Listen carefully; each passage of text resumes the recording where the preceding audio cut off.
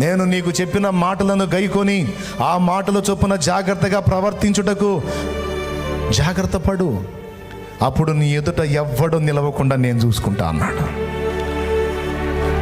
ఇర్మీయాతో చెప్పాడు,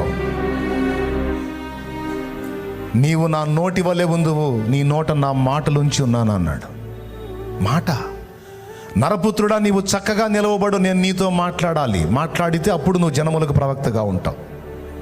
దైవవాక్కు, దైవవాక్కు, వాక్యమే చదవం. ఎట్లా సేవ? వాక్యాన్ని ప్రేమించవు, వాక్యాన్ని గౌరవించవు. మళ్ళా నువ్వు ఒక పాస్టర్వి, నేను ఒక పాస్టర్ని. విశ్వాసులు అయ్యాం, కనీసం క్రమంగా రోజు 5 అధ్యాయాలను చదువుకుంటారు. పాస్టర్లు అయి ఉండి కొంతమంది కనీసం బైబిల్ చదవని దరిద్రం ఉంది కొంతమంది. విశ్వాసుల కంటే అన్నింటిలో ఒక మెట్టు ఎక్కువై ఉండాలి కదా, మనం వాక్యంలో కూడా ఉండాలి.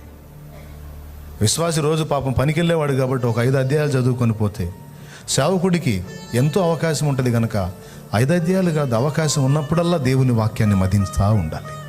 అదే కదా బలం, అదే కదా జీవం, అదే కదా శక్తి, అదే కదా వివేచన జ్ఞానం ఇచ్చేది, అదే కదా మన అభిషేక రహస్యం. ఇశ్రాయేల్లో చాలామంది మనుషులు ఉంటే సౌలు తర్వాత దావీదుని ఎందుకు ఎంచుకున్నాడు తెలుసా? దావీదు ఒక్కడికే ఉంది దేవుని వాక్యాన్ని అమితంగా ప్రేమించి గౌరవించేటువంటి హృదయం, దేవుని వాక్యాన్ని గుండెల్లో ధరించేటువంటి ఆ హృదయం దావీదుకే ఉంది.